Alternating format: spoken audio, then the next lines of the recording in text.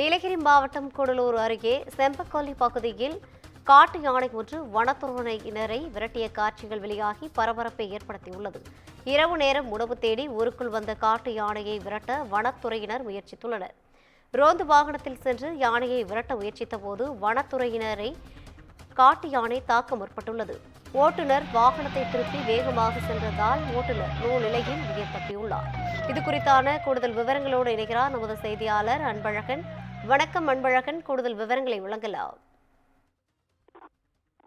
வணக்கம் ரவீனா. நீலகிரி மாவட்டம் கூடலூர் அருகே செம்பங்குழி பகுதியில் இரவு நேரம் வனப்பகுதியில் இருந்து உணவு தேடி உலா வந்த காட்டு யானை சாலையோரம் உள்ள விவசாய நிலங்களில் சேதப்படுத்தியது. இதனை அறிந்த அப்பகுதி மக்கள் உடனடியாக வனத்துறையினருக்கு தகவல் அளித்ததன் அடிப்படையில் சம்பவ இடத்திற்கு வந்த வனத்துறையினர் ரோந்து வாகனம் மூலம் காட்டு யானையை விரட்டும் முயற்சியில் ஈடுபட்டார்.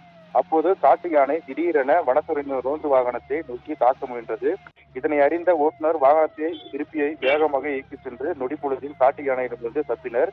இந்த பரபரப்பான காட்சி தற்போது வெளியாகி பெரும் பரபரப்பை ஏற்படுத்தியுள்ளது. ரவினா,